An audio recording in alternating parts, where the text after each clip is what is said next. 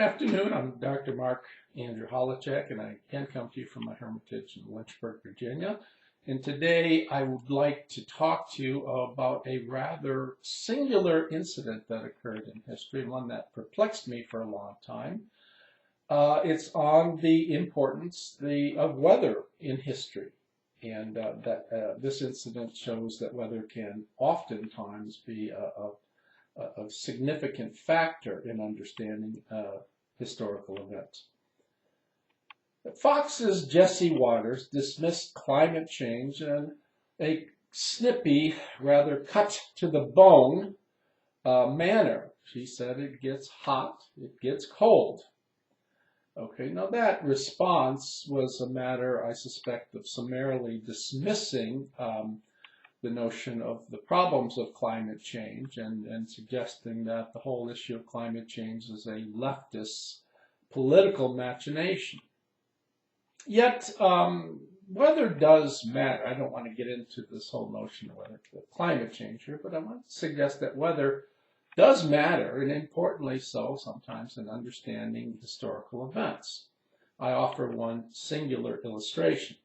Now, I have for many years been perplexed by the somberness of Jefferson's thinking, beginning with the spring of 1816 and early into 1817, continuing all the way to the winter of the following year. And I have a long quote that I'm going to read to you. And the quote contains quotes from Jefferson, so please bear with me. I'll tell you when I end the quote. In a letter to Abigail Adams, dated January 11, 1817, Jefferson is uncharacteristically chapfallen. He writes, "Nothing proves more than this, that the being who resides over the world is essentially benevolent, stealing from us, one by one, the faculties of enjoyment, searing our sensibilities, leading us like a horse in his mill, round and round the same beaten path. With each turn, the senses become satiated and fatigued by leaden iteration, and the wish to live wanes. With the turn of a new year, Jefferson, it seems, has begun his crepuscular years. He waxes stoical." And again, I quote Jefferson. "Perhaps, however, one of the elements of future felicity is to be a constant and unimpassioned viewer of what is passing on here. Mercier has given us a vision of the year 2440, but prophecy is one thing, history another. On the whole, however, perhaps it is wise and well to be contented with the good things which the master of the feast, i.e. deity, places before us, and to be thankful for what we have rather than thoughtful of what we have not." That's the end of Jefferson's quote. I continue with my quote. Resignation seems an irregular, uncustomary sentiment for Jefferson, at least in his letters. 9 months earlier, he had told John Adams a story singularly different and seemingly anti-stoical. He says, "My temperament is sanguine. I steer my bark with hope in the head, leaving fear astern. The perfection of the moral character is not in stoical apathy, so hypocritically vaunted, and so truly, too, because impossible, but in a just equilibrium of all the passions. Why is there such a quick antipodal shift in perspective? The reason, I suspect, and here I'm being slightly tongue-in-cheek, is because of a philosophical hangover of sorts. Doubtless prompted by global and local events, America survived a Federalist threat of secession in 1814, and the War of 1812, for all intents and purposes, ended with a remarkable victory in the Battle of New Orleans. The year 1816 was an especially philosophical year for Jefferson. His letters reflect a large amount of somber contemplation on contentious issues. Foremost among them is the issue of Republican government. In no other year does he reflect on the nature of Republican government with such optimism and verve in letters. He is essaying to decipher the nature of true republicanism. Now, you see here, I am groping for some sort of explanation. I refer to the War of 1812 being finished and so forth, and other events. And I'm not really happy with my answer here, and I refer to Jefferson having a sort of philosophical hangover. And that's a strange sort of metaphor to which I refer, given Jefferson was not much of a tippler. He drank wine, small amounts of wine throughout the day, and that was characteristic of people at the time because water was not all that healthy to drink, and he had diarrhea, suffered from diarrhea through all his life. So he stayed away. He said he drank no more than one glass of water a day. So the idea was to have with his meals weak wines. So 1816 was a particularly somber year, and a year to which Jefferson devoted much time and attention in letters to the problem of defining republicanism. Now, problems for persistent scholars are sometimes resolved fortuitously. I say that because when I was working on a book on Lynchburg, Virginia, that was published in 2021, I came across a quote from W. Ashbury Christian, who writes of a gross anomaly in the summer of 1816 in a book titled Lynchburg and Its People. And I read from you Christian's quote. He says, the year 1816 was a year of great dearth. The beginning was promising, but the ending was gloomy. It was known by many as the year without a summer. April was a month of storms, and in May, vegetation that had budded was frozen. There was frost and snow in June. In July and August, ice formed in exposed places. And September and October seemed to have taken the place of December.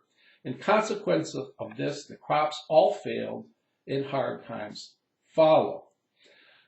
Now, the problem, this passage spurred me on to figure out what was going on in Lynchburg, and it was a problem that was not just endemic to Lynchburg. It was a problem that was global.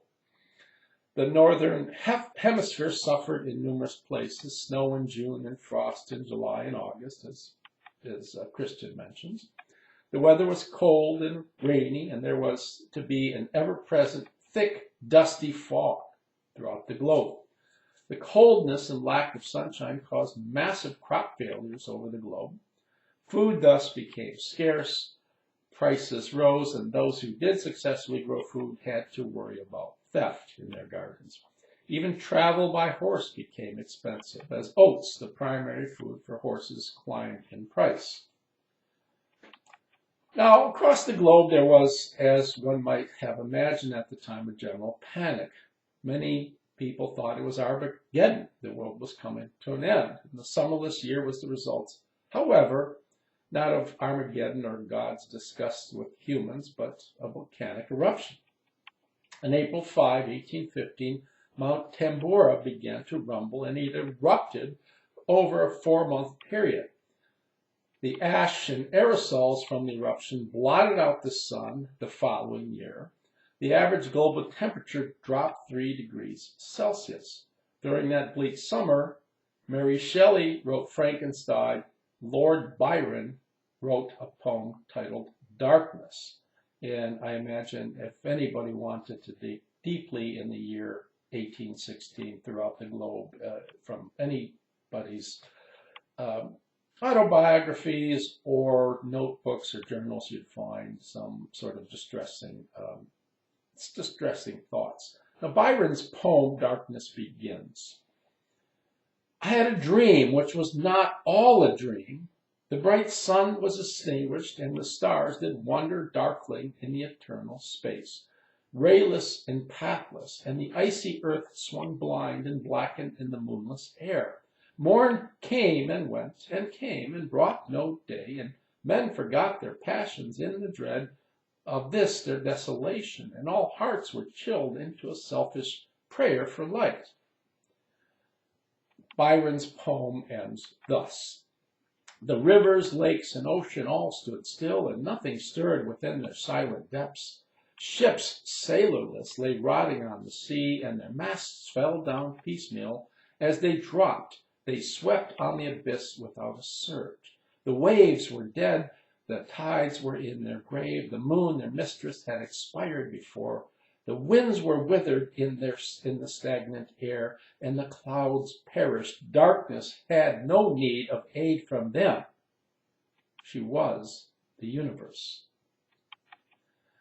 And so Thomas Jefferson, too, had a Byronic turn of mind in 1816. During that time, he turned to tackling one of the most vexing philosophical problems with which he had ever to grapple, dilating on the nature of republicanism. And he did so in lengthy, sometimes somber letters to friends, such as P.S. Dupont de Nemours on April 24, John Taylor, April 28, and Samuel Kercheval in July 12.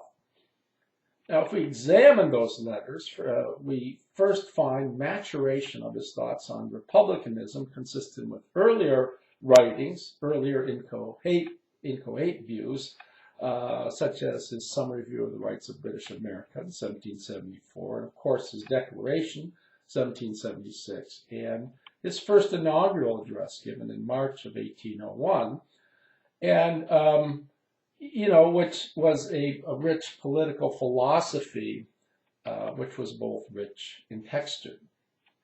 Now, this episode shows plainly what serious historical scholars already know. Historical perplexities are often solved unexpectedly, inadvertently. It's often the case that one perplexity comes to be solved while one is examining another perplexity. Persistency leads to historical disclosures. It also illustrates plainly the complexity of a historian's job. It's not merely a matter of studying persons or events within a particular era and culture, of course avoiding the crime, like as I see it, as presentism. One must, as one particular Hippocratic physician, the author of the medical treatise Air, Waters, and Places in Greek Antiquity, stated millennia ago, we must breathe their air, drink their water, and live in their places to understand people like Thomas Jefferson, John Adams, John Hancock, and other significant historical figures in early American times or in any time. Weather is not just something that happens while other things are happening. Weather often significantly impacts history. Significant weather events oftentimes change the perspective of significant figures, and historians, as it were, need to factor weather into the equations as well. Hope you enjoyed this little episode. I enjoyed talking about it. It was a signal discovery for me, and it solved a vexing problem. And if you do, please like my page and share this with other people. Thank you very much, and we'll do this again in the future. Bye.